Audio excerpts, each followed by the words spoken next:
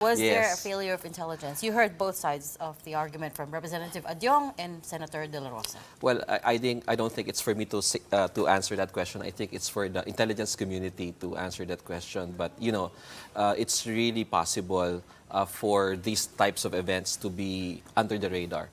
First and foremost, the violent extremists in Mindanao have been decimated already, and they're now.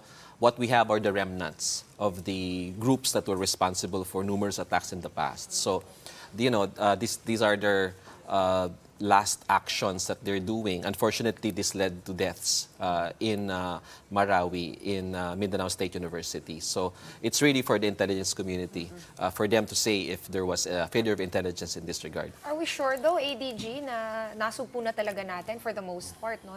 Yung mga extremists sa Mindanao? For a while kasi that was dominating the headlines. Yes. No? We had all-out wars. That's what we grew up to.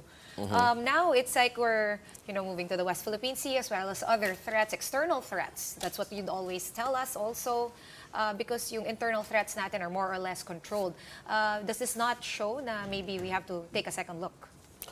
Not necessarily. We're very confident that we have decimated already the main structure of the violent extremists in Mindanao.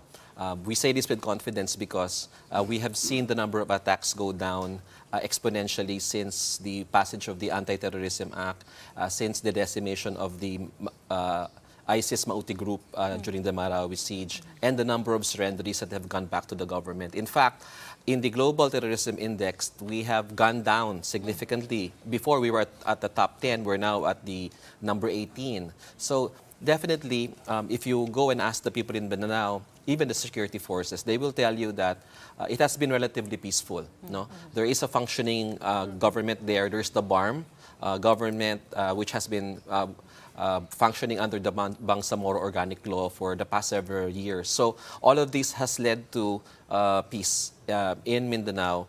Basilan is peaceful, Sulu is peaceful, but unfortunately, the remnants are still able to make such attacks as we saw over the weekend. Let's clear the details over the bombing. Ilan na yung death toll ngayon? The other day it was 4, pero may reports po na 10 na raw. What's the official number? Oh, And what's the latest on that? the latest that we have is 4. No, it's still at 4. I don't know if this number has been added. As you reported, there are now 4 persons of interests, and we have determined that these individuals have criminal records and are linked to local terrorist groups. So All from Dawla Islamiyah? we're trying to determine really. I cannot say right now the affiliation of these for national security reasons. But what we're really trying to verify is, are these individuals really directed by foreign terrorists? That's really the big question. What kind of foreign element was involved? Because these groups in the past have pledged allegiance to ISIS. So it's very easy for ISIS to claim responsibility. But what kind of involvement they have, that we have to determine.